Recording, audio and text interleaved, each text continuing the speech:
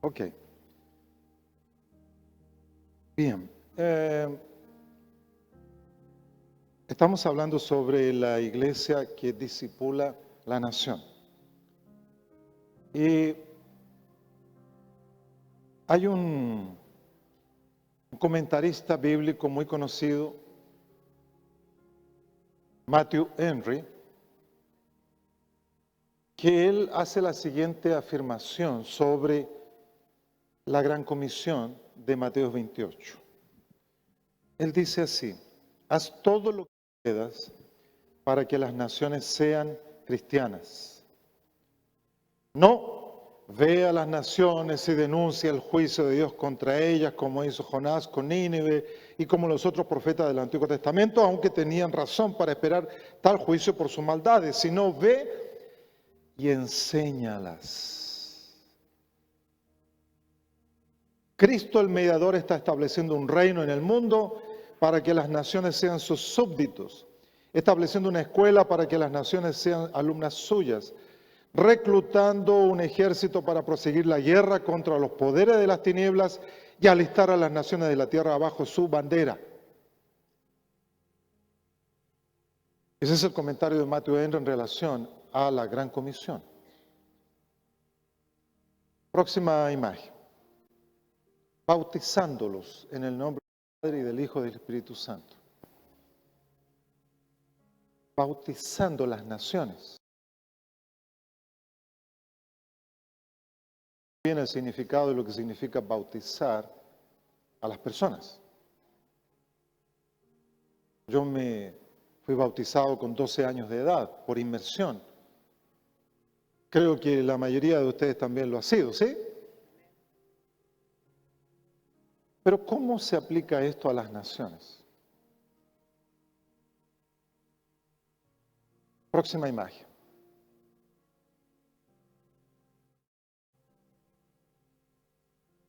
No quiero despertar el hambre en ustedes, ¿no? Esa no es mi intención. ¿Esos son qué? Pepinillos o pepinos, ¿no? Pero ¿así son originalmente ellos? No, es una verdura, no sé si catalogarla como verdura, y que pasó por un proceso para llegar a ser un pepino o pepinillo.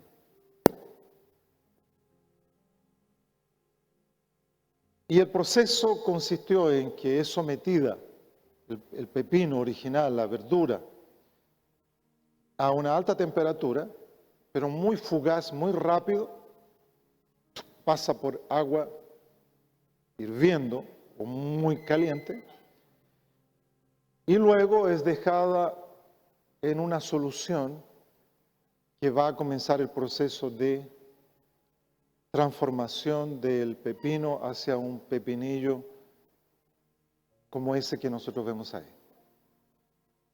Entonces, nuestro amigo Darrell Miller, él dice, bapto es un acto, refiriéndose a una palabra en griego, pero baptizo, es un proceso global, es un proceso. Dios desea, Él nos dice, una transformación paulatina de las naciones. Esto ocurre cuando las naciones son sumergidas y son transformadas por la naturaleza y el carácter de Dios.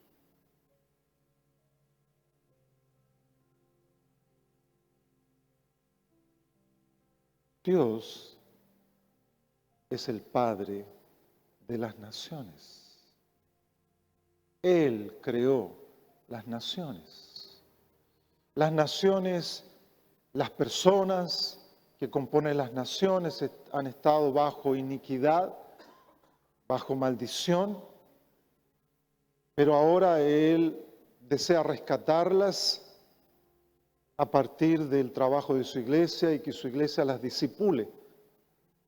Y entonces comienza ese proceso de transformación donde es transmitido a la nación su propio carácter, su propia naturaleza. Por eso que es tan importante el trabajo de alcanzar a los perdidos. Estos nacen de nuevo. ¿Cuántos nacidos de nuevo hay aquí? Gloria a Dios. Pero Dios desea impregnar nuestras naciones con su carácter. Existen naciones piadosas, existen naciones honestas, existen naciones justas. Tenemos un buen amigo que es el doctor Vishal Mangalwadi de India, y él nos cuenta en uno de sus libros, Verdad y Transformación, una experiencia que él tuvo yendo a Holanda en los años 80.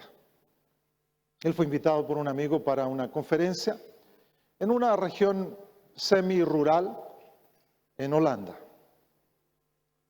Y entonces uno de esos días, el amigo que lo invitó le dijo: Vishal, acompáñame a comprar leche. Vamos a comprar leche. Claro, vamos a una granja lechera que estaba en las cercanías. Y su amigo va con una jarra, no sé si era metálica, de plástico, no sé, pero una jarra. Y va con ella, y entonces van los dos caminando. A Vishal le llamó mucho la atención el orden, la pulcritud que había en todas las estancias. No veía personas, pero estaba todo ordenado, limpio, y veía algunas vacas, qué sé yo. Finalmente llega a la granja lechera y entran a una sala,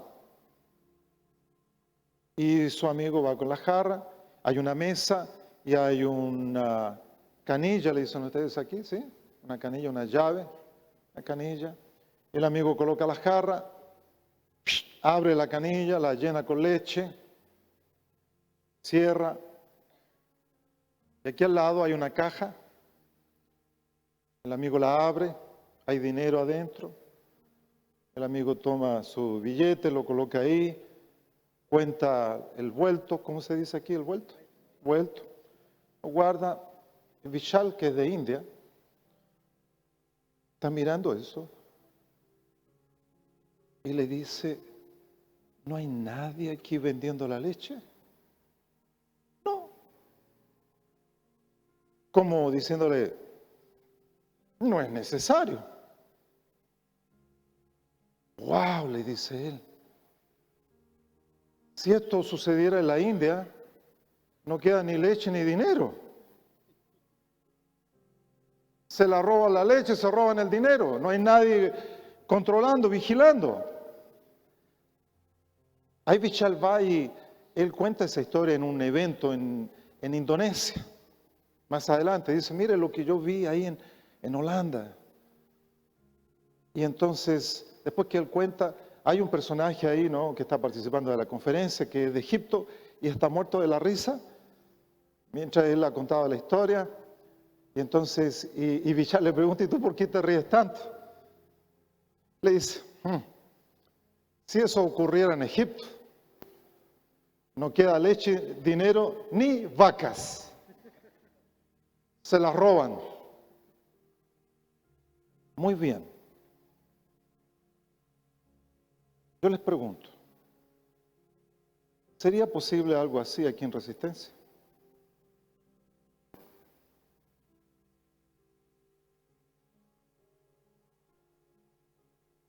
¿Por qué no? ¿Por qué no?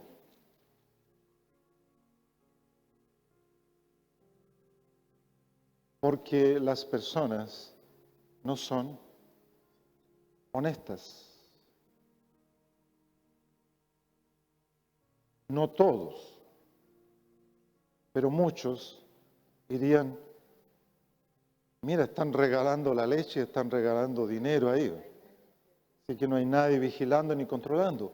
Yo tuve la experiencia de estar algunas veces en Suiza, y uno compra un ticket para el transporte público y uno escoge en una máquina, ahí el ticket, paga, dice para andar un trecho, un tramo, para andar un día completo, para andar una semana también escoge, o para andar un mes usando el sistema de transporte. Yo, latino, pudiera comprar el ticket de un día y ando un mes completo, Porque no hay nadie pidiéndome un ticket, controlando el sistema de transporte. No hay nadie pidiéndome, mira usted, tú pagaste para andar tantos días. No hay nadie, porque es una cultura basada en la confianza. ¿Cómo se construye una cultura basada en la confianza? Alguien tiene que discipular esa cultura. Y Bichal cuenta en su libro, dice, los pastores y la iglesia, 200 años antes, en sus catecismos, en las congregaciones, enseñaba los principios de la ley de Dios. No robarás, no tomarás, no usarás lo que no es tuyo. Fueron discipulados en esos principios y esos valores. Entonces una sociedad honesta se construye, pero se hace a partir del discipulado de la iglesia. Es la iglesia responsable de hacer eso.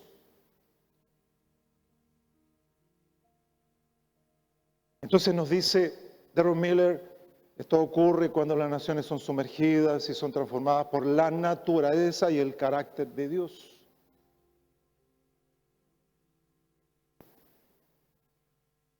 ¿Cómo se disipula una cultura? Las ideas son diseminadas. Los intelectuales, la gente de la esfera religiosa, filosofía, transmiten las ideas, buenas o malas.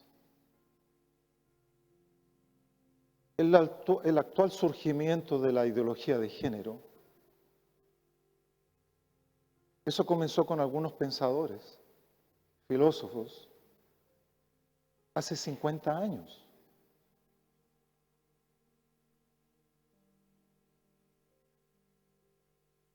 Pero fue un proceso. Fíjense, luego los artistas comunican también esas ideas y se van haciendo populares las ideas.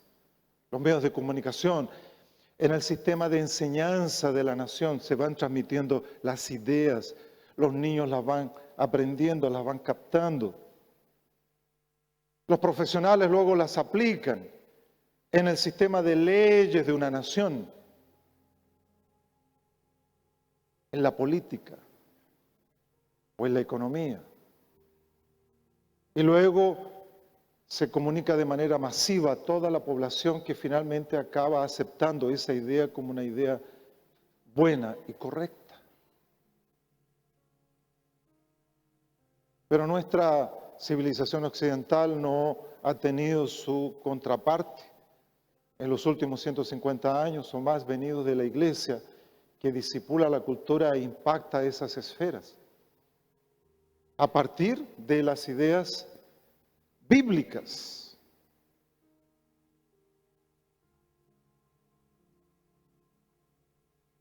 Dios le dio instrucción a los padres de Israel. ¿Cuál es el contexto? Israel está ya preparándose para ocupar la tierra prometida.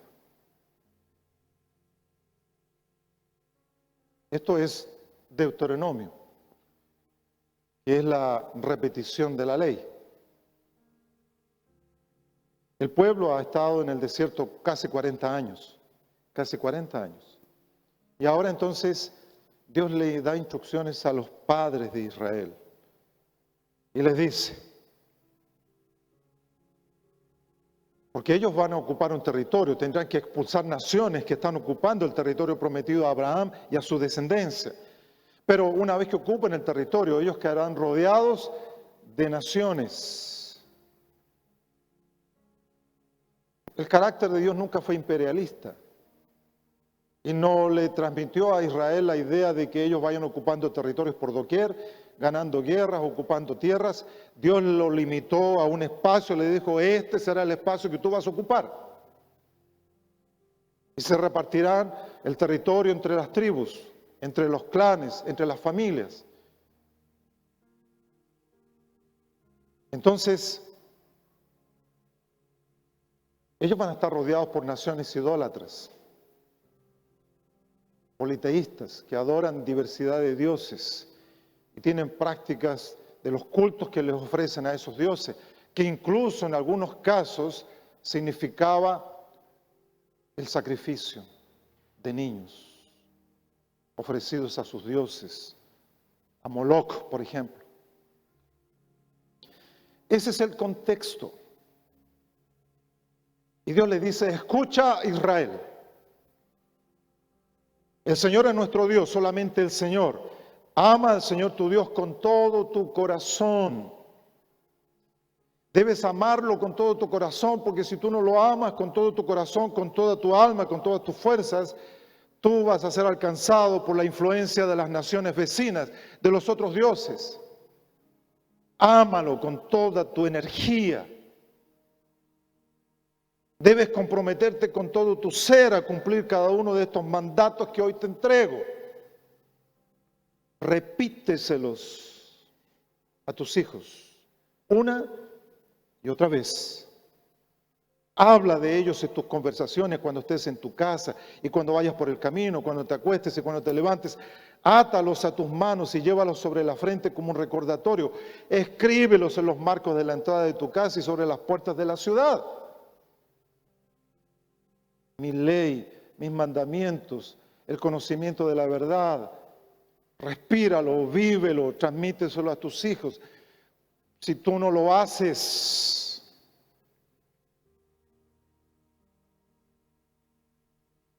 tus hijos van a ser discipulados por las naciones vecinas.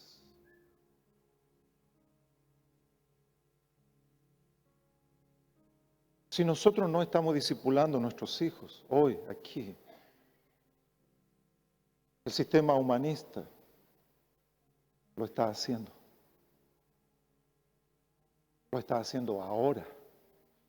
Y lo ha estado haciendo durante los últimos 60, 70, 80 años.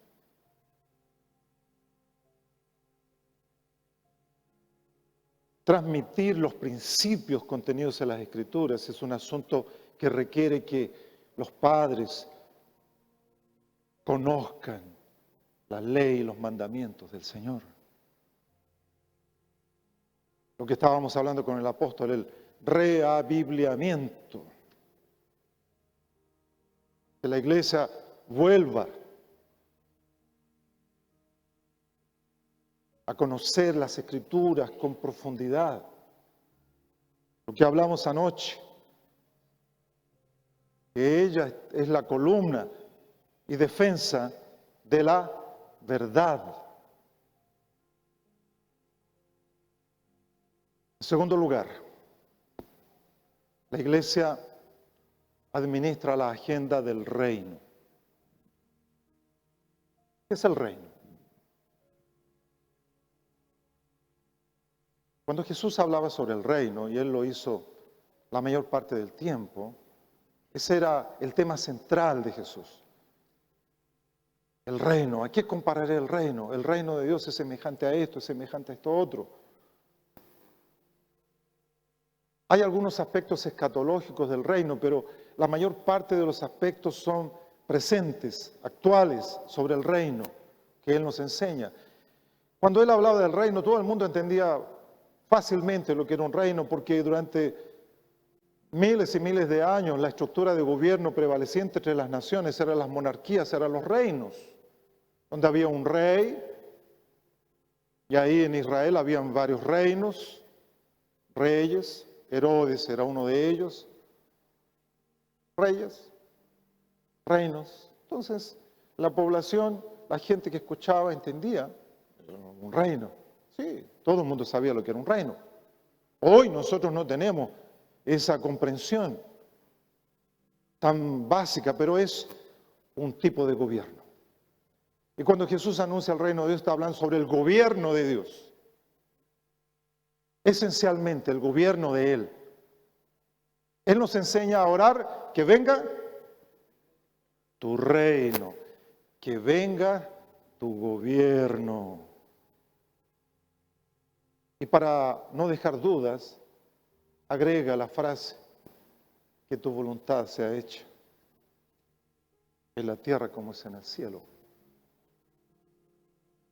Debemos colocarnos bajo el gobierno de Él para hacer su voluntad. Entonces la iglesia administra en la agenda del reino, que es el gobierno de Dios extendiéndose sobre la tierra en cada esfera de la cultura y de la sociedad, donde la voluntad de Él no es hecha.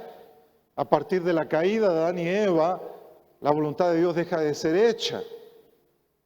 Y ahora entonces la voluntad de Él debe ser hecha por nosotros. Y donde es hecha, entonces su gobierno está siendo establecido. El reino está viniendo, se está manifestando cuando Él es obedecido. Fíjense, Tertuliano, padre, uno de los padres de la iglesia, abogado, obispo del norte de África, entre el año 155 y el año 220. Él le dice a las autoridades civiles del Imperio Romano, les dice lo siguiente: vuestra crueldad contra nosotros no les da ningún provecho, a pesar de su excentricidad. En vez de esto, atrae a las personas a nuestro grupo. Mientras más nos diezman, más crecemos en números. La sangre de los cristianos es la semilla de la iglesia. Somos de ayer. Sí, la iglesia tenía menos de 200 años de existencia. Era nueva. Ahora tenemos 2000 años que existe la iglesia. Él le dijo, somos de ayer y ya hemos llenado todo vuestro mundo. Ciudades, islas, fortalezas, urbes, mercados, el campo, las tribus, las compañías, el palacio, el senado, el foro. No os hemos dejado nada, sino los templos de vuestros dioses.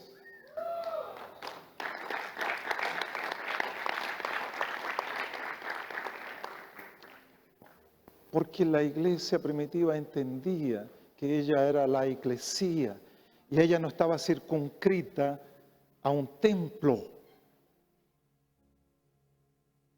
Ella era iglesia en todo lugar, era sal y luz en todo lugar, en casa, en el trabajo, en la hacienda, en todos los lugares. Menciona aquí Tertuliano. El Imperio Romano fue transformado en 300 años, en muchas esferas. El Evangelio fue comunicado, las enseñanzas de Cristo fueron enseñadas y cambió el mundo greco-romano. Fue transformado. Sin embargo, hoy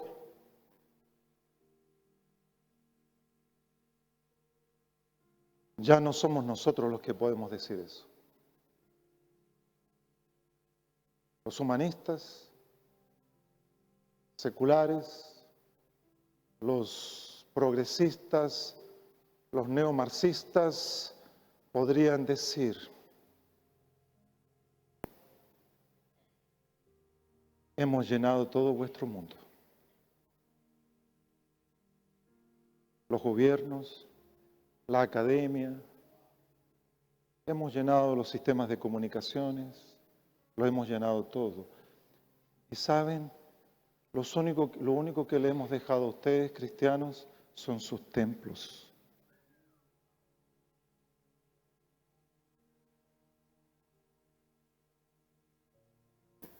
Porque a nosotros no nos interesa vuestros templos, nos interesan las puertas de la ciudad.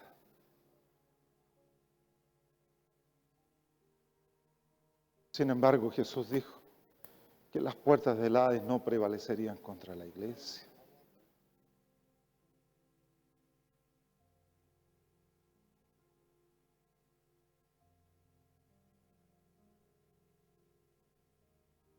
En tercer lugar, la iglesia administra la verdad. Pablo le dice a Timoteo, para que si tardo sepas debes conducirte en la casa de Dios, que es la iglesia del Dios viviente, columna y defensa de la verdad. No es tarea de la iglesia, no es tarea del sistema educacional, aunque el sistema educacional puede transmitir la verdad, pero lo que ha estado haciendo es transmitir,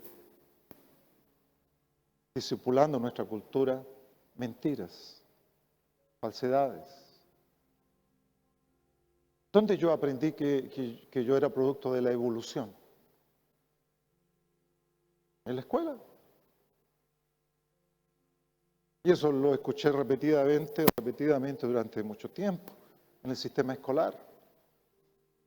En el sistema escolar no nos van a decir que nosotros fuimos creados y que el universo fue creado por Dios. No. Entonces ya la mayoría de nosotros, y creo que todos aquí fuimos discipulados con esas enseñanzas. Aunque la evolución es una calle sin salida por todos lados, pero se enseña como un hecho. No solo como una teoría, sino como un hecho. Y hay otras cosas que son transmitidas, son enseñadas y nuestros hijos las están aprendiendo. Y muchos de los hijos de cristianos, cuando estos llegan a la universidad en el primer año, se apartan de Dios y de la iglesia. Porque ellos comenzaron a ser discipulados desde chicos por ese sistema.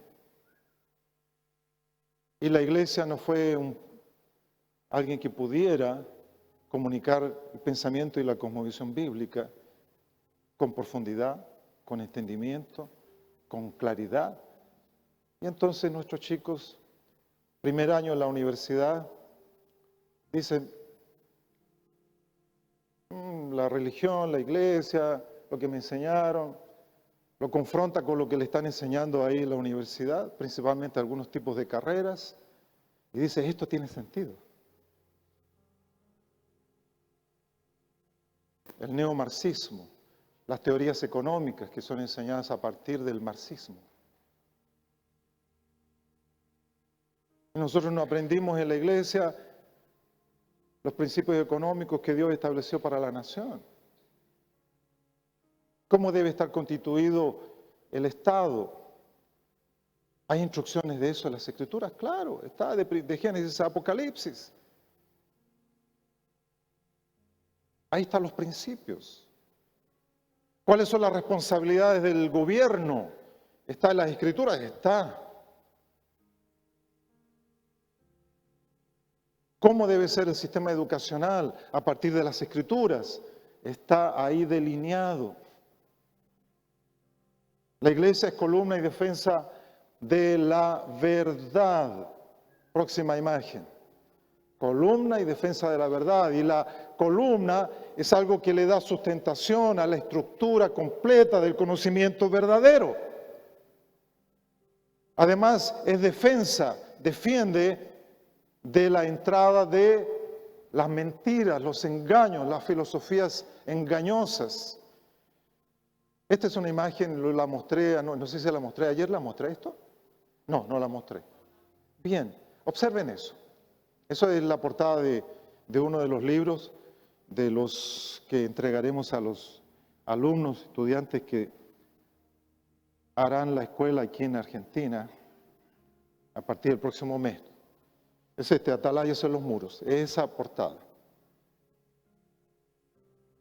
¿Qué es lo que hay ahí?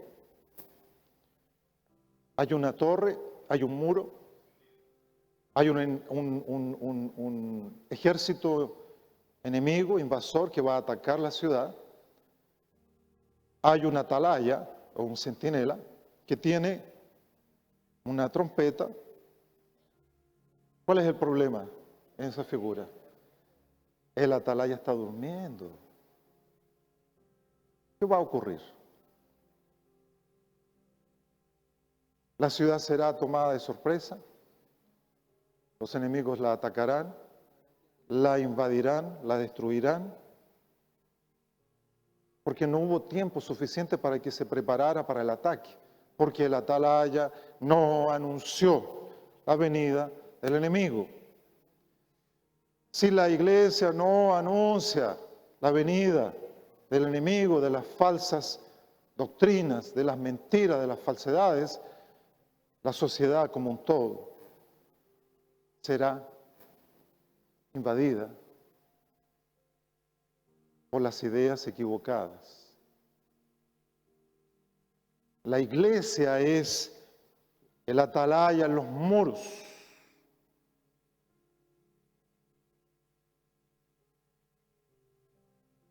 Próxima imagen. La iglesia, o como yo la llamo, la iglesia enfocada en el reino, tiene una perspectiva multigeneracional.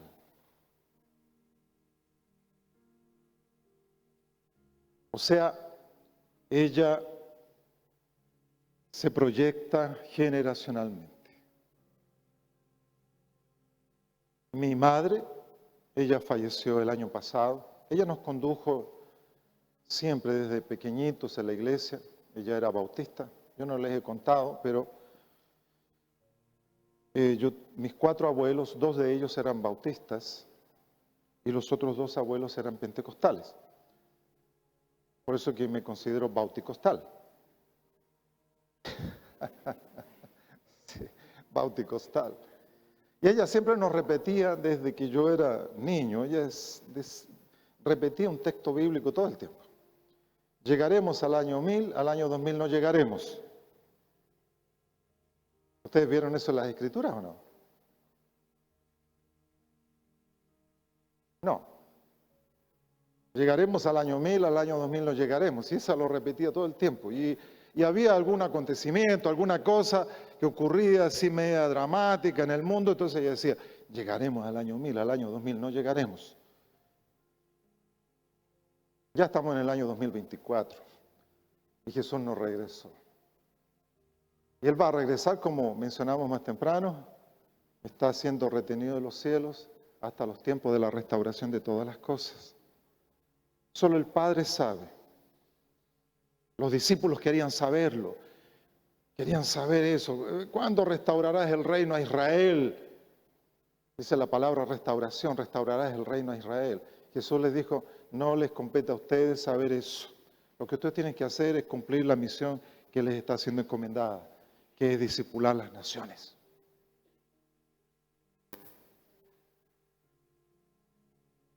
Y entonces, el Dios de la Biblia es un Dios generacional.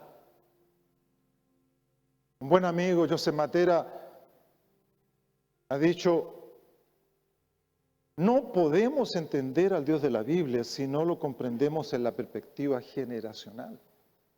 Él es el Dios de Abraham, el Dios de Isaac y el Dios de Jacob. 3 generaciones. Y siempre se presenta así.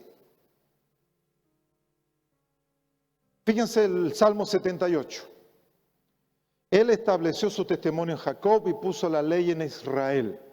Mandó a nuestros padres, primera generación, que lo hiciera conocer a sus hijos, segunda generación, para que lo supiera la generación venidera, tercera generación, y sus hijos que nacieran, cuarta generación, para que los que surgieran lo contaran a sus hijos, 5 generaciones, para que pusieran en Dios su confianza y no se olvidaran de las obras de Dios.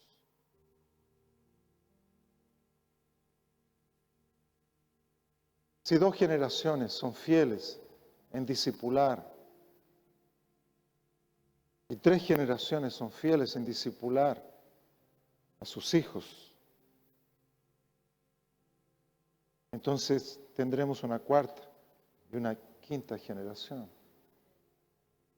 Dios le ha dado una tarea, una responsabilidad a esta generación. Discipulen la próxima. No se pongan a elucubrar sobre cuándo Jesús regresa y que Jesús está a las puertas. Dedíquense a discipular las siguientes generaciones, independientemente de cuándo Él regrese. Cumplan la tarea. La mejor manera de discipular a Argentina es que discipulemos la próxima generación en los principios de la palabra, en todo el conocimiento revelado en la Escritura. Somos administradores de la verdad y debemos tener esta perspectiva generacional. Yo agradezco la fidelidad de mis abuelos, de mi madre, segunda generación. Yo soy la tercera, mis hijos son la cuarta y mis nietas son la quinta generación.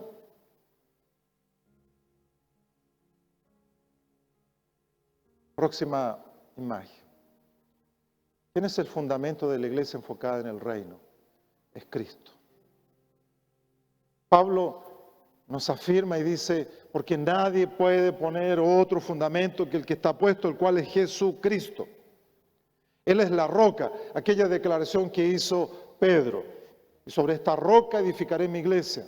La iglesia es edificada sobre una persona, que es Jesús. Él es la roca.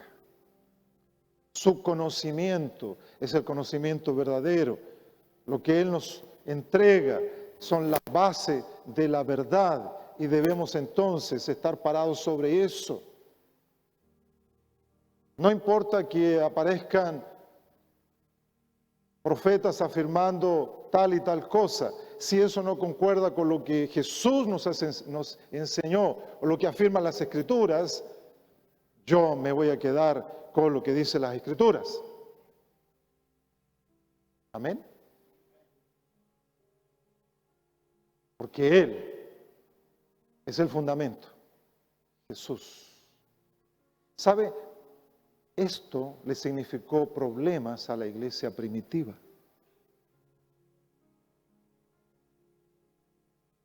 Significó persecución contra la iglesia primitiva.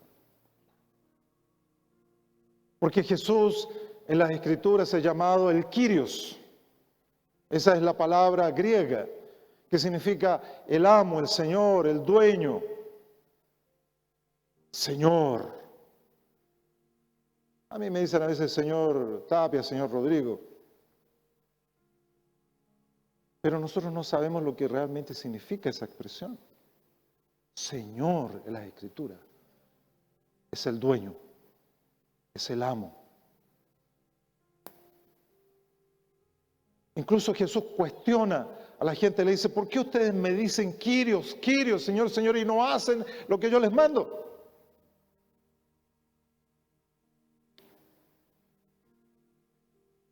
Había muchos señores en la época de Jesús. Estos tenían esclavos y los esclavos debían llamarlo Kyrios, a su dueño. Kyrios, el Señor.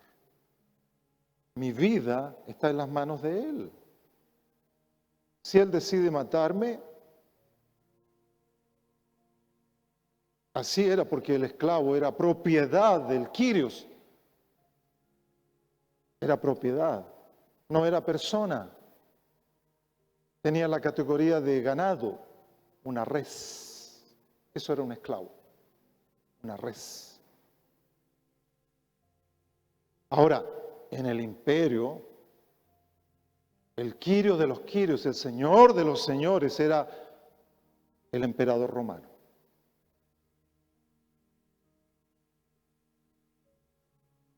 Y Roma permitía que las naciones que eran conquistadas por ellos practicaran la religión de sus dioses, no les imponía en ese sentido la adoración a los dioses del Imperio Romano, pero les incluía que incluyeran en sus altares un altar a César, donde César era adorado porque César era considerado hijo de Dios. Solo que ahora aparecen un grupo de gente en la provincia de Palestina diciendo que ellos adoran únicamente a alguien llamado Jesús de Nazaret.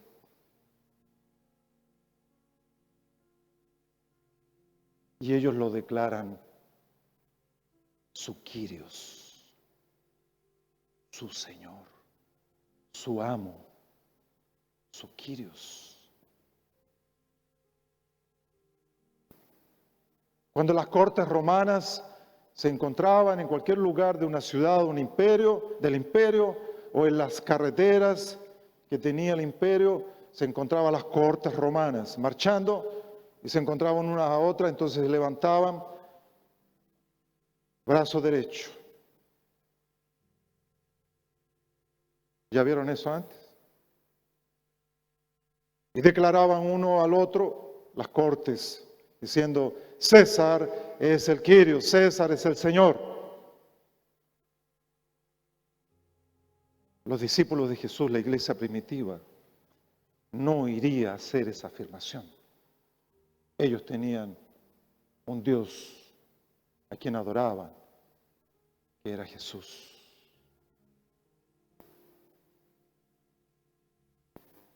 Eso significó problemas de Estado, de la relación del Estado romano con los cristianos, que no estaban dispuestos a adorar a César, a sus dioses. Y hubo persecución contra los cristianos, muchas veces. Abraham Kuyper, el estadista holandés,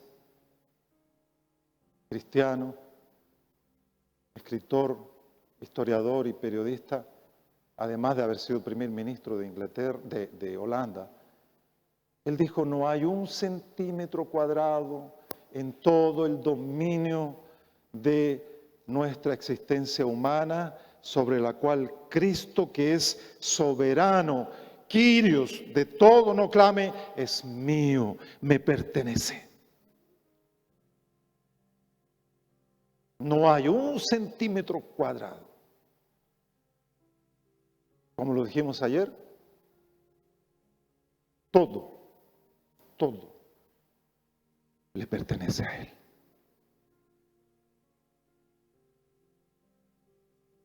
Y Él quiere que lo constituyamos Señor de todas las esferas, Señor de las estructuras de gobierno de una nación, Señor de sus modelos económicos de una nación, Señor de las estructuras educacionales de la nación, Señor, el Kyrios.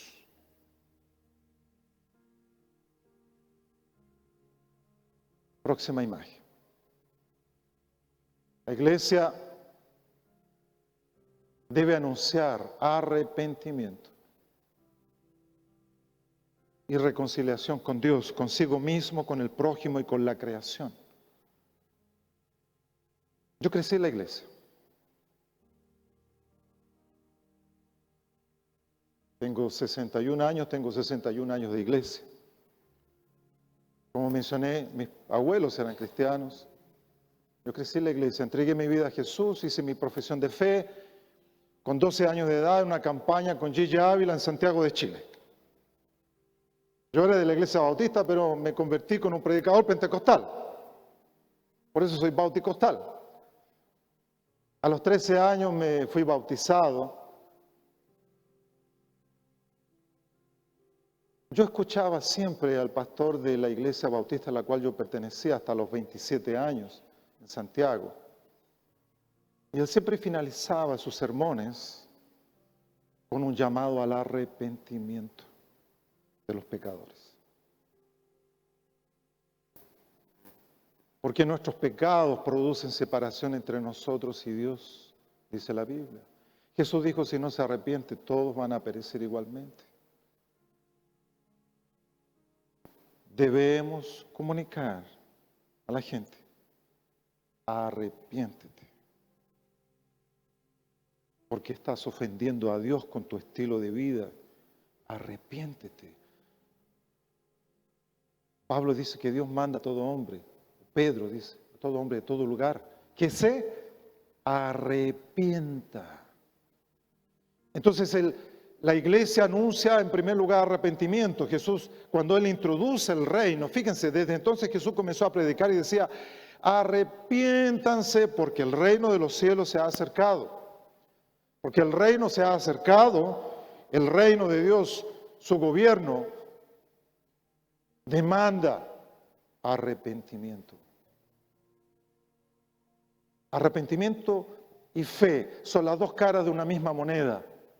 Arrepentimiento y fe. No solo fe, no solo arrepentimiento, arrepentimiento y fe. Muchos pecadores forman parte de nuestras iglesias hoy en todo el continente que nunca se arrepintieron y nunca fueron confrontados con el mensaje pleno de arrepentimiento. Y como decimos en Chile, muchos le doran la píldora a los no creyentes y hablamos de un montón de cosas y hablamos sobre beneficios, pero no lo introducimos a ellos diciéndole deben arrepentirse de sus pecados si quieren formar parte del reino de Dios. Y si no te arrepientes, te vas a perder por la eternidad. Pero también la iglesia anuncia la reconciliación, en primer lugar con el propio Dios, en segundo lugar consigo mismo, porque el hombre está perdido. Reconciliación con el prójimo. ¡Wow! Aquí habría mucho que decir, porque a partir de la caída, las relaciones humanas se vieron profundamente afectadas. Por eso las leyes que Dios establece para la nación de Israel tienen que ver con las relaciones humanas. Eso, no adulterarás, no robarás, porque lo que robes eso le pertenece a otra persona, no tomarás lo que no es tuyo. No vas a ensanchar tu territorio 1 metro más para acá. No robarás, eso le pertenece a tu vecino. No robarás las ideas de los otros.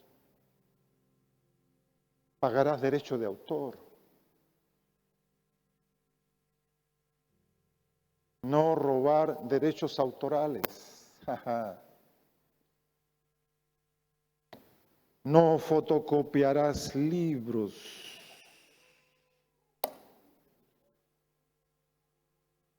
Porque hay autores que están detrás de eso.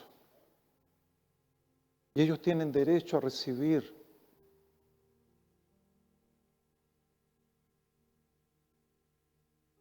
Diga, aleluya.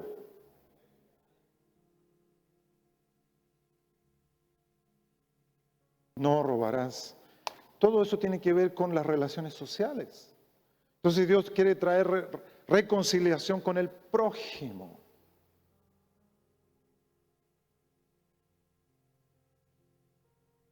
Yo recuerdo hace unos 18 años, creo yo, fui invitado junto con otro pastor de Brasil a Bolivia, a Santa Cruz por un muy buen amigo, el pastor Raúl Justiniano,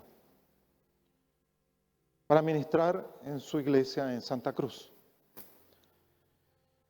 Los 3 primeros días fue el pastor Marcos de Sousa quien predicó y yo le traduje al español. Yo traduje algunos de sus libros, 4 libros al español. Entonces me pidieron que yo le tradujera. Después él volvió, al tercer día volvió para Brasil y ahora era mi oportunidad de ministrar. Pero durante los días previos yo estaba ligeramente preocupado.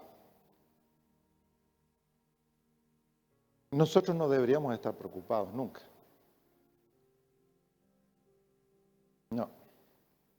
Pero yo estaba medio aprensivo, voy a usar esa expresión. Porque en Bolivia hay un rechazo muy grande en relación a los chilenos. Ustedes deben saber, hubo una guerra en 1860 60 y pocos, entre Bolivia y Perú contra Chile. Y en esa guerra, tanto Perú, pero principalmente Bolivia, perdieron territorios. Y Bolivia perdió su acceso al Océano Pacífico. Y bien, eso ha sido una marca histórica, una marca dentro del pueblo boliviano. Bien, yo estaba traduciendo y a veces cuando me presentaba, bueno, el pastor Rodrigo Tapia va a traducir aquí, él es chileno, pero, entonces uno percibe, ¿no? Así en tono de broma, claro, pero hay un dejo de realidad sobre el problema de la relación chileno-boliviana. Y ahora entonces me tocaba a mí predicar, 2 días estaría ministrando, y yo le dije al Señor, Señor, yo no sé cómo manejar eso. Ayúdame, porque no sé, cuando yo esté ministrando, predicando, hay un chileno allá adelante, ¿no? Y todos los que estarán ahí son bolivianos, y qué estará pasando por la cabeza de algunos de ellos, estos chilenos que nos robaron territorio, entre comillas, ¿no? Ustedes saben, fue una guerra. Pero bueno, yo le dije al Señor, y entonces el Señor me condujo y me dijo, mira, tú vas a pedirle perdón a los bolivianos antes de ministrar en relación a los efectos que esa guerra tuvo sobre la relación de estas dos naciones. Yo no iría a representar ni al gobierno de Chile, ni al ejército chileno. No, yo era cristiano, igual que ellos, pero yo iba a representar mi país. Y entonces, antes de comenzar a ministrar, yo le dije, mis queridos hermanos, yo quiero decirles lo siguiente. Y comencé. Y yo les dije, yo quiero pedirles perdón.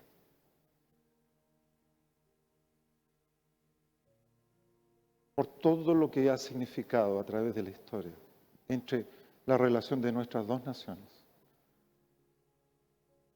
Esa guerra y sus efectos que tuvo en las siguientes generaciones. Yo los pillé de sorpresa, ellos no esperaban eso. El pastor Raúl estaba ahí escuchando, vino para acá, para adelante, me dijo, hermanos, mañana el pastor va a estar ministrando nuevamente, entonces vamos a hacer un acto de reconciliación mañana, más completo, y vamos a traigamos banderas de Chile, banderas de Bolivia, y hagamos un acto de reconciliación mañana.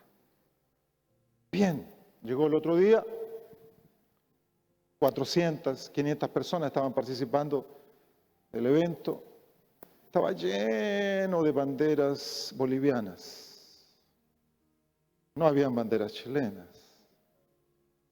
Sería casi imposible intentar conseguir una bandera chilena en Bolivia, pero consiguieron una bandera de este tamaño y ellos me la colocaron en mis espaldas. Y ahora ellos comenzaron a pedirme perdón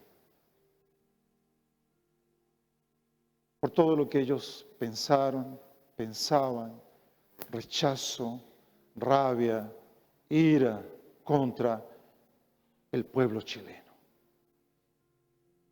Con razón o sin razón, no importa. Pero ellos comenzaron a expresar perdón.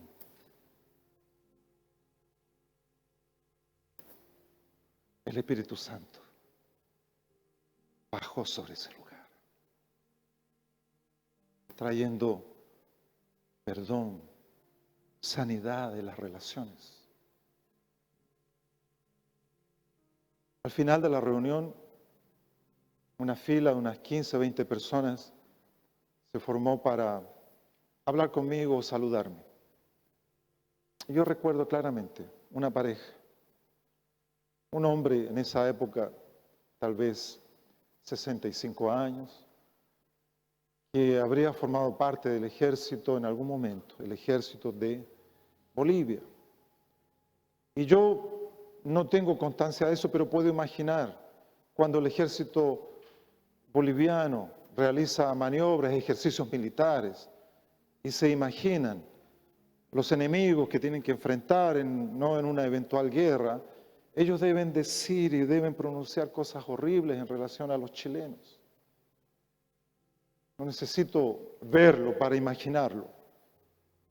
Y probablemente él formó parte entonces del ejército también, y en las maniobras militares que hacían ensayos, mueran los chilenos y expresiones así. Y el hombre se acercó a mí, me extendió su mano. Yo la extendí. Él no conseguía hablar.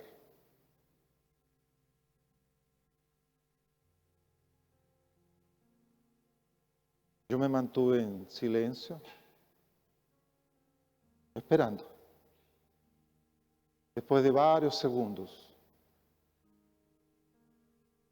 él me dice, gracias, gracias, gracias.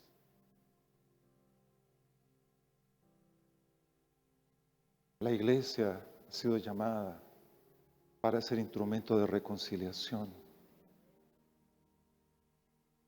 en todos los niveles, hombre, mujer, padres e hijos, naciones.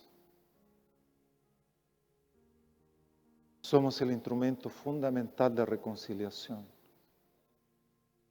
no solo entre el hombre y Dios, mas entre nosotros. Incluso con la creación, la reconciliación con la creación.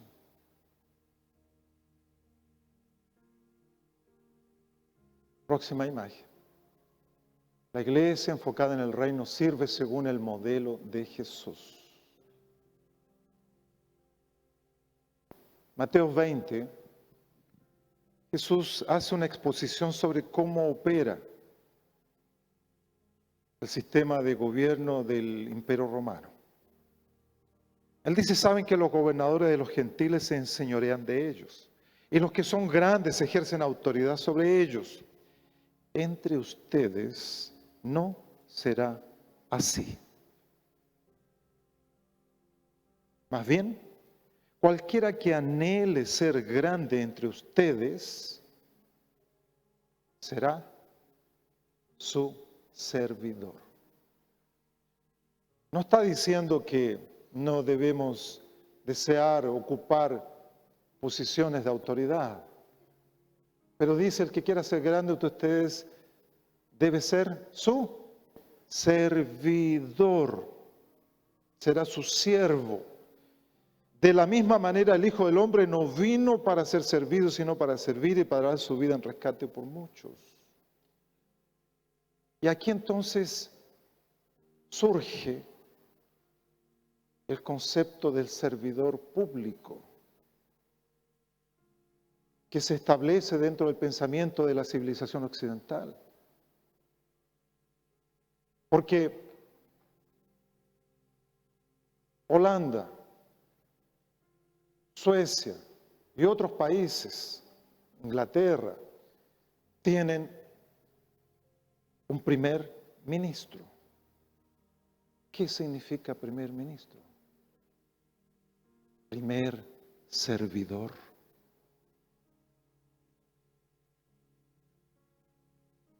De reyes que eran servidos a primeros ministros, que somos los servidores. No importa la posición más alta que ocupe, el presidente de la nación es servidor a toda la población. Su posición es de servicio. El alcalde o el intendente es servidor. Si nosotros lo entendemos así, la función servidora, somos siervos. No sé cuántos de ustedes llegaron a ver un video que se hizo viral hace unos 4 años del primer ministro de Holanda. El primer ministro de Holanda, él estaba yendo con un asesor, llevaba una carpeta aquí, estaba entrando a un edificio en alguna ciudad, en Holanda creo, no sé cuál de ellas. Él va a atravesar ese asunto de pasar de manera automática, ¿no? Ahí se abren esas puertas automáticas. Pero él va con un vaso de café en su otra mano, carpeta aquí, y de repente él tropieza o algo y cae el café y derrama el café en el suelo, justamente en el punto de acceso de esas puertas automáticas. Y él se pone a mirar hacia adentro del edificio y se dirige a un lugar. Va, atraviesa las puertas automáticas, va allá y agarra un trapero.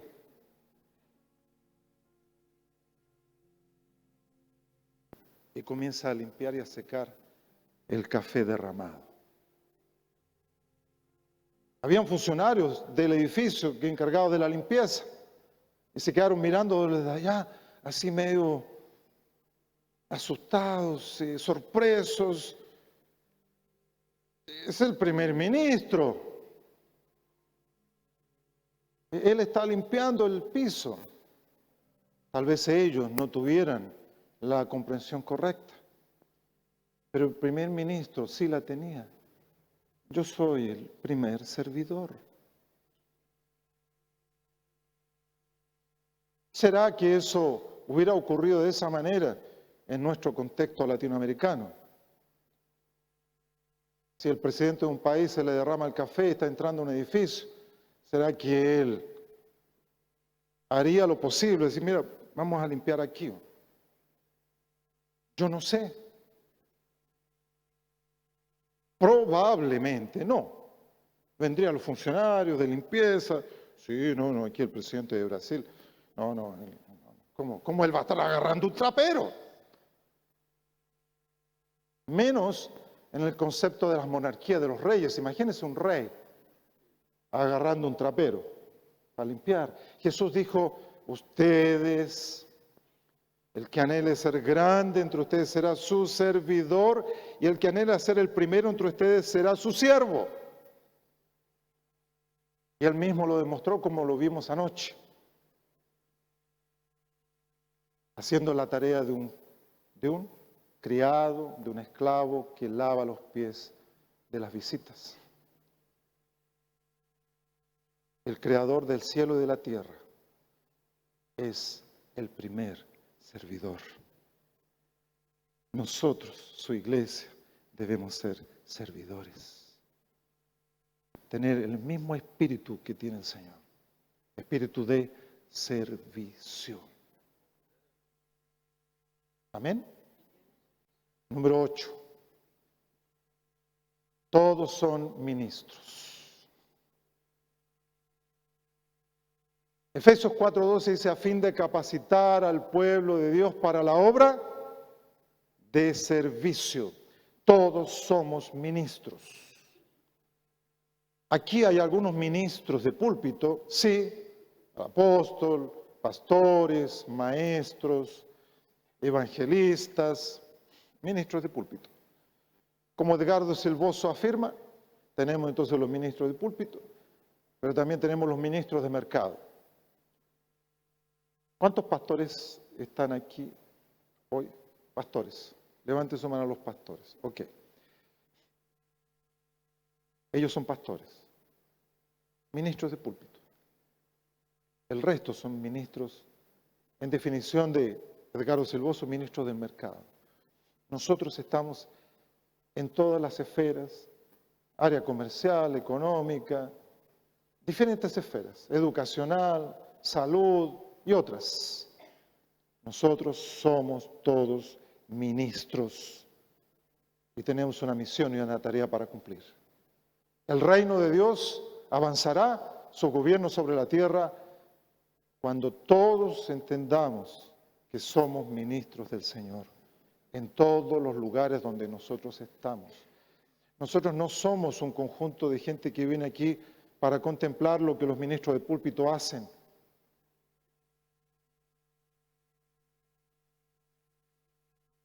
Donde nosotros vayamos, donde estamos, somos ministros del Señor.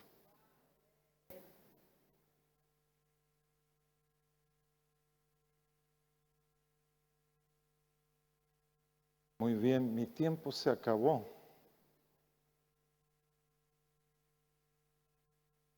Próxima imagen. ¿Cuántos me dan? 10 minutos. ¿Puede ser? ¿Sí?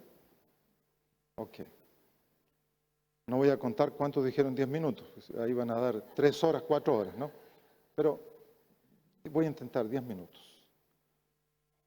¿Cómo el mundo fue transformado por la iglesia fiel a los mandamientos del Señor?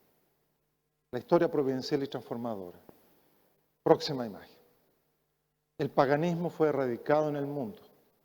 Hasta el año 500 después de Cristo, 25% se había convertido y 40% del Imperio Romano había sido evangelizado. El trato, el respeto, el estatus de la mujer fue transformado por la iglesia que fue obediente.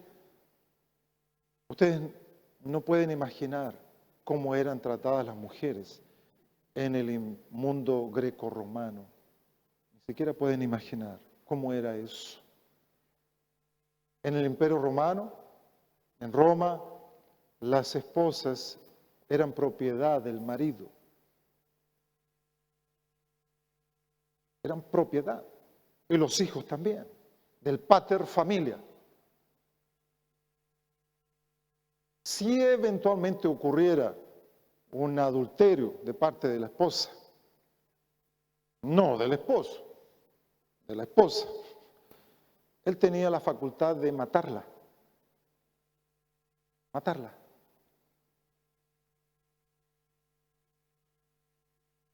En el propio Israel, el estatus de la mujer en ese tiempo no era lo que Dios deseó y planificó desde el origen. Las mujeres no podían hablar en la sinagoga. Tenían que guardar silencio.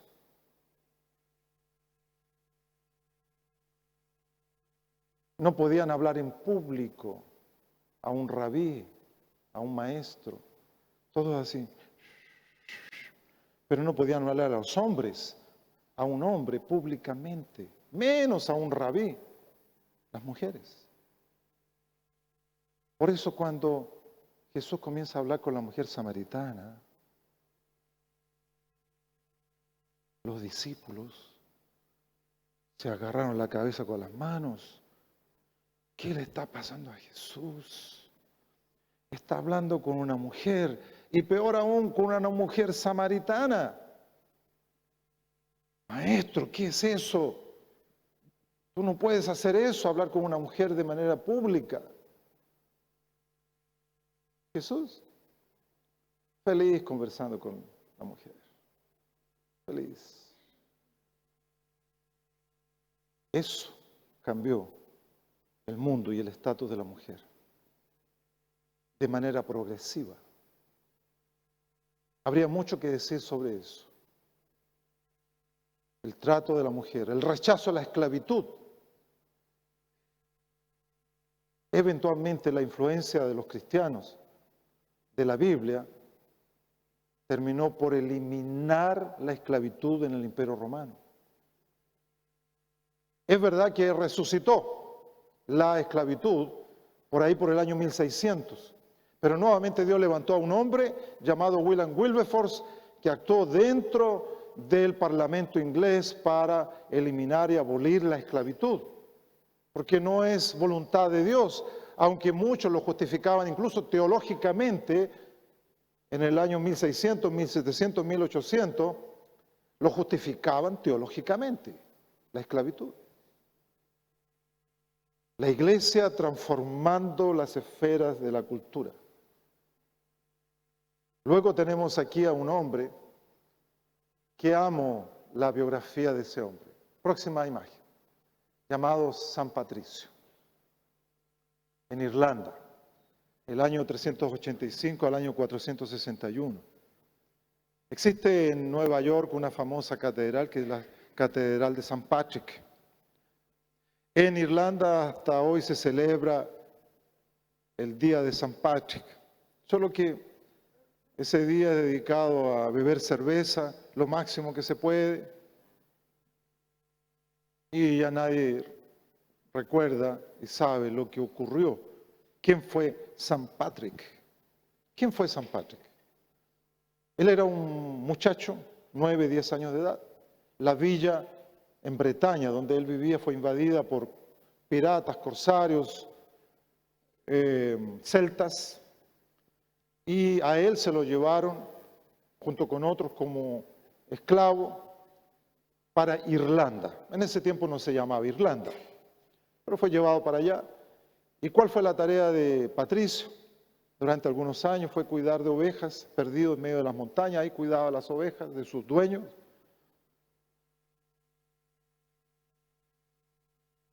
Un día, él tiene algo como una visión, un éxtasis. Y en esa visión, ese éxtasis, él se ve a sí mismo caminando, y él ve que llega a un lugar como un tipo una playa, el litoral, y en esa visión él ve un barco que está en esa playa. Bien.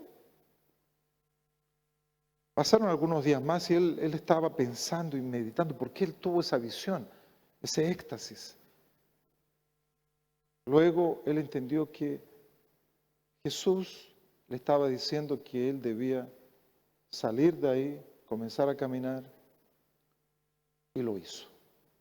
Y comenzó a caminar. Y caminó varios días hasta que llegó a las playas, al litoral de Irlanda. ¿Qué es lo que había ahí en la playa, en el lugar? Un barco bretón. Así que lo reconocieron a él como un bretón y se lo llevaron de vuelta a Bretaña y volvió a su hogar, a su villa.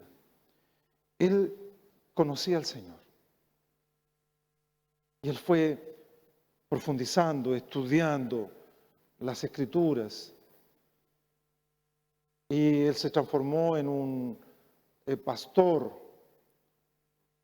y luego con 52 años de edad, él entiende que Dios le está indicando que él vaya a Irlanda para evangelizar y discipular los pueblos que habían allá, donde él hacía muchos años había sido un esclavo. Y entonces él viaja a Bretaña, a Irlanda. Fíjense el efecto del trabajo de 30 años de San Patricio. Miles de convertidos a Cristo. Fundó 700 iglesias.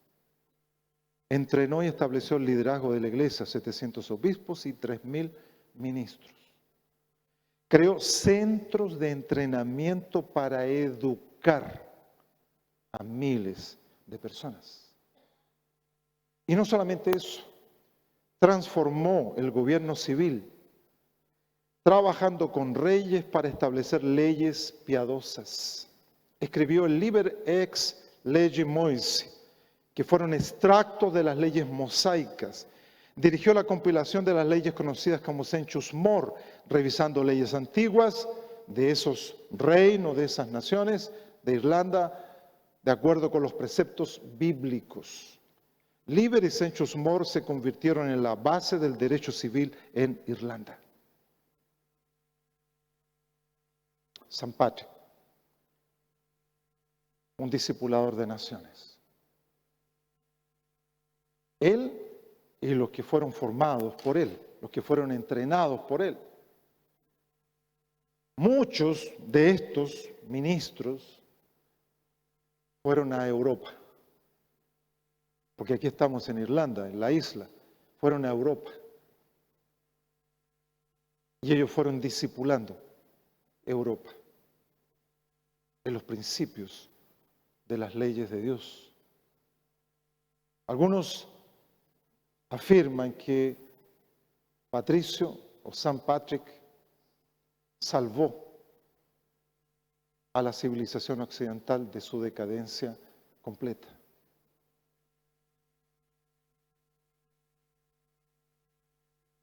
Espero que entre nosotros tengamos patricios que serán levantados por Dios para discipular Resistencia, Corrientes, el Chaco y la Argentina, y aún otras naciones que saldrán de aquí como discipuladores de las naciones. Denme unos minutos más solamente para mencionar. Próxima imagen. La Reforma Protestante fue un paso fundamental en la historia de la humanidad. Nosotros tenemos el legado espiritual y teológico de la Reforma, que es el rescate de estos puntos doctrinales y teológicos que es solamente por la fe, solamente la Escritura, solamente Cristo, solo por la gracia y la gloria solamente a Dios. Son los 5 gritos de la Reforma. Pero este fue un proceso de años.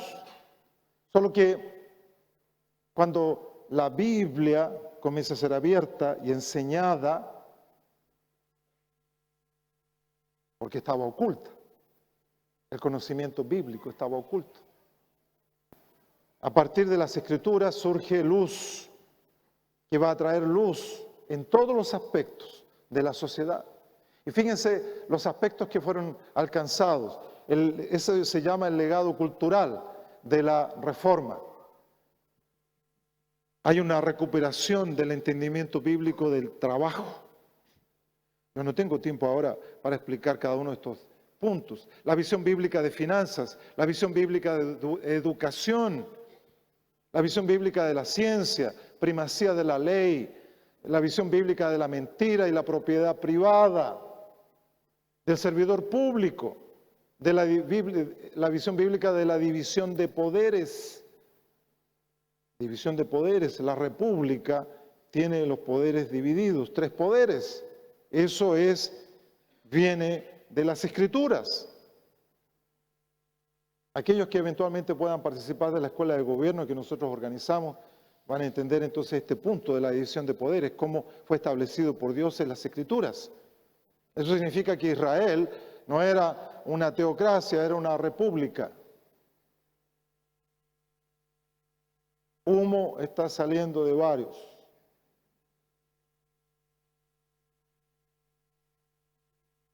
Y en Israel se comenzó a practicar la democracia 1000 años antes que en Grecia.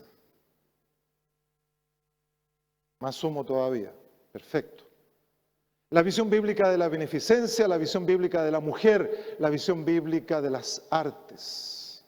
Este fue el impacto cultural de la Reforma.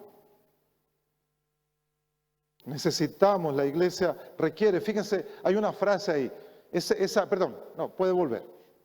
Fíjense, ese monumento se llama el Muro de los Reformadores, está en Ginebra, en Suiza. Yo ya estuve ahí. Eso tiene 6 metros de altura, pero tiene 50 metros para otro lado y 50 metros para allá, donde tallado en piedra se encuentra parte de la historia de Suiza. Y en un lado está el monumento a Martín Lutero, allá, y al otro lado el monumento a Zwinglio, los reformadores. Y ahí hay 4 reformadores. El que está más al frente es Juan Calvino, el segundo. John Knox, Teodoro de Beza. Ahí están los reformadores. Y abajo, tallado en piedra, está esa frase que ustedes ven escrita ahí. Post tenebras lux. Eso es latín. ¿Qué significa?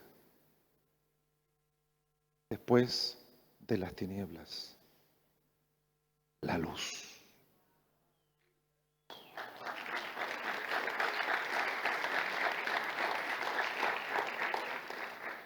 Cuando la Biblia en su integralidad se abre para enseñarla, va a traer luz. Vamos a recibir luz para esta nación. Primero para nosotros. Luz. Yo necesito leer la Escritura todos los días, meditar en ella. Estoy leyendo por 25ª vez la Biblia. Necesito leerla y conocer la voluntad perfecta del Señor. Dios le dijo a Josué, medita en esta ley de día y de noche, porque entonces harás prosperar tus caminos. Tú eres el líder político y militar de Israel. Tú, más que cualquiera, necesitas leer y meditar en las Escrituras, conocer mi voluntad. Ahí está declarada de principio a fin. En lo que él tenía era la Torá, en ese minuto. Los 5, el Pentateuco. Ahí estaban las instrucciones para la nación. Necesitamos conocer las Escrituras, amar la palabra de Dios, leerla, estudiarla, reflexionar. Necesitamos, si va a ocurrir una transformación de nuestras naciones que vendrá a partir de la iglesia que administra, tiene como ADN administrar la verdad, debe conocer las Escrituras y rescatar todos los principios que están ahí. Ya estoy terminando. 2 imágenes más, otra más.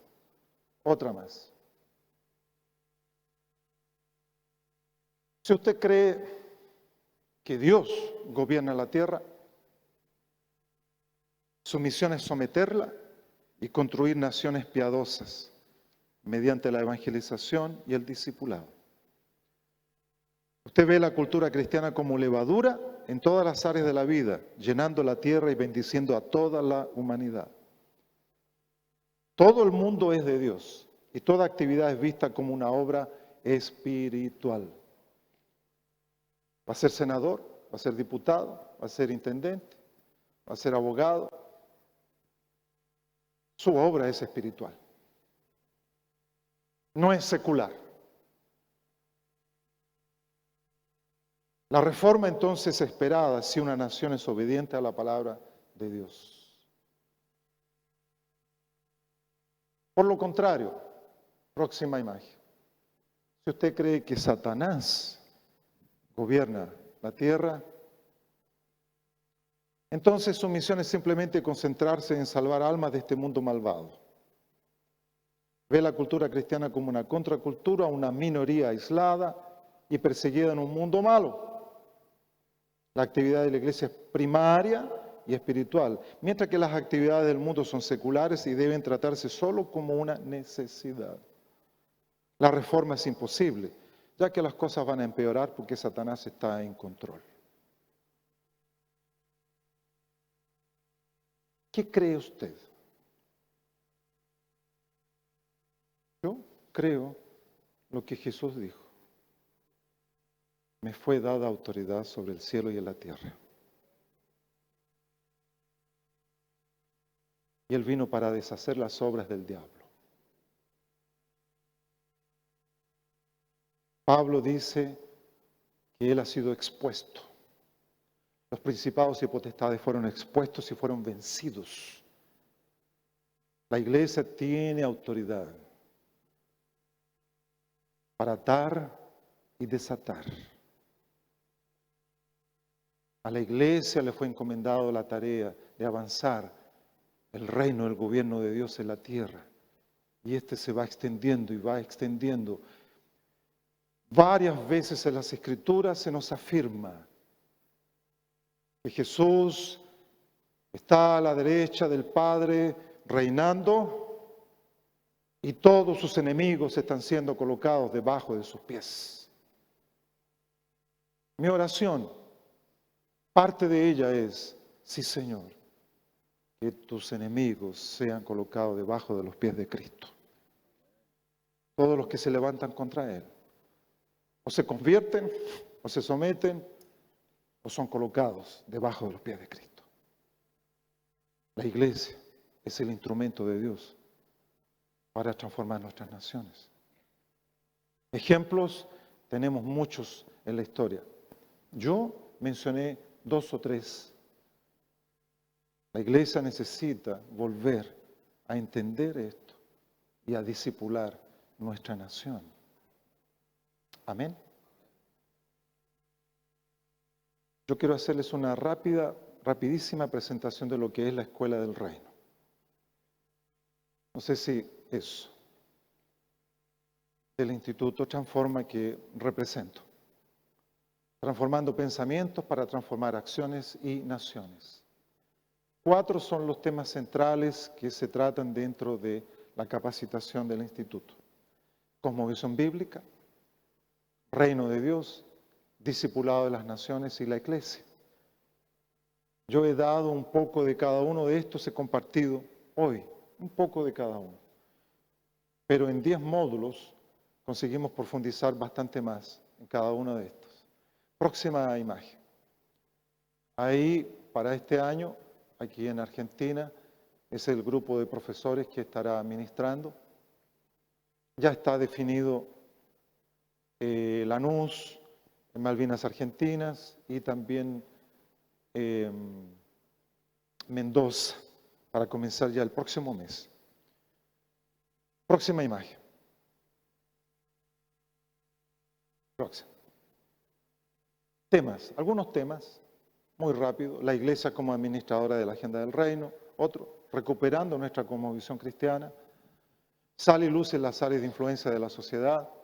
Características de los líderes reformadores. Proyectos transformacionales. Fundamentos para formar grandes naciones. Negocios a la manera de Dios. Cosmovisiones en conflicto. Cosmovisión bíblica de educación.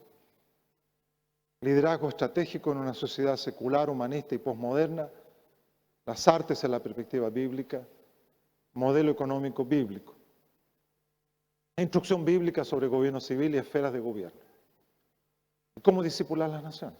¿Cómo discipular la nación? Algunos profesores que estarán enseñando, el doctor Stephen McDowell, ha entrenado a personas de más de 100 naciones en Estados Unidos, autor de más de 40 libros, y tenemos aquí uno donde él es coautor, que es Atalayas en los muros, Stephen McDowell.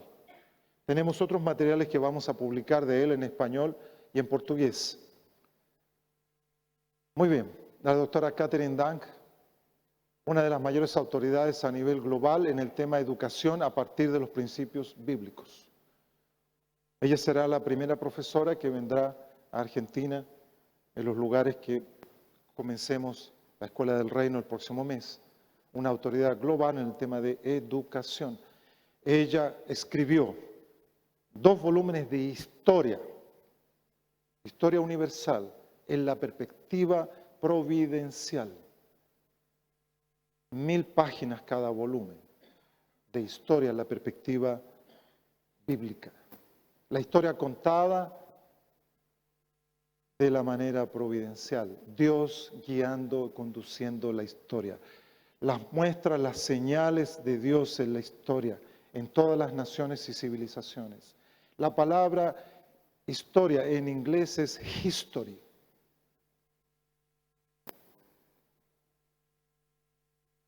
¿Qué significa la historia de Él? His story. La historia de Él.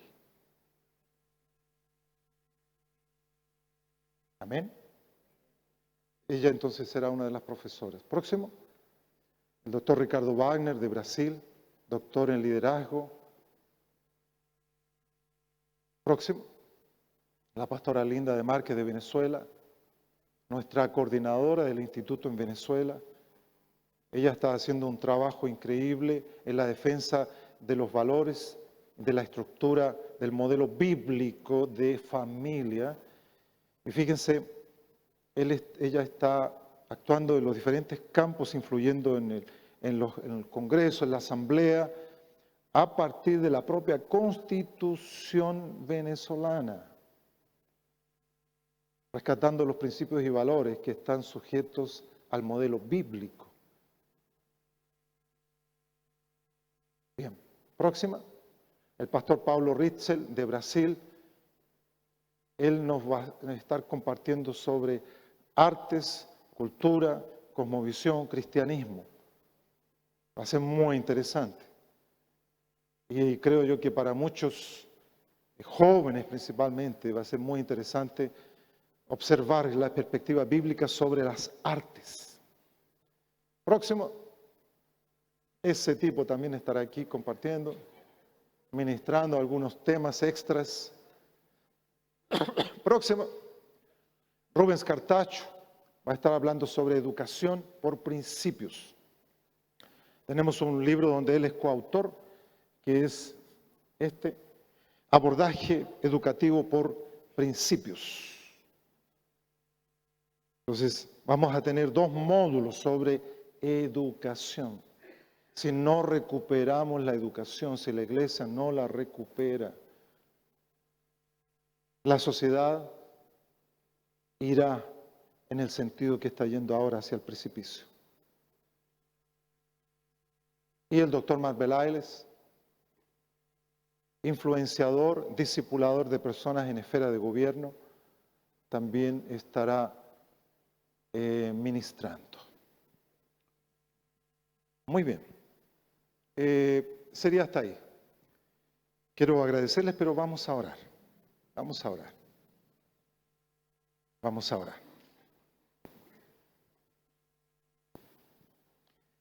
Gracias, Señor. Gracias por este tiempo en tu presencia, Señor. Gracias, Señor, por tu Santo Espíritu que está en nosotros y con nosotros, que nos ayuda, Señor, que nos trae revelación, luz, dirección. Él es el Paracletos. Él es el que nos guiará a toda verdad. Confirma, Señor, en la mente y en el corazón de cada uno aquí todo lo que realmente viene de ti y lo que no, que desaparezca, Señor, en el nombre de Jesús. Lo que viene de ti permanezca, se consolide y que seamos edificados, Señor, por la verdad. Gracias, Padre, por tu iglesia de resistencia. Gracias, Señor, por esta iglesia aquí. Gracias, Señor, por los pastores y líderes que están buscando de ti para hacer tu voluntad y también para conducir al cuerpo de Cristo, a la iglesia, Señor. Ayúdanos, Señor. Ayúdanos. Edifica tu iglesia como tú lo prometiste. Edifícala. En el nombre de Jesús. Y tú estás llamando, Señor, a muchos que están aquí en esta mañana. Los estás llamando para entrar en diferentes esferas. Que tú los vas a usar para extender tu reino, tu gobierno sobre esta nación. Porque tú deseas bendecir esta nación, alcanzando a los perdidos, pero también discipulándolos. En el nombre de Jesús. Completa, Señor, la obra que has comenzado. Aleluya. En el nombre de Jesús. Gracias, Señor, por tu iglesia. Es tu iglesia.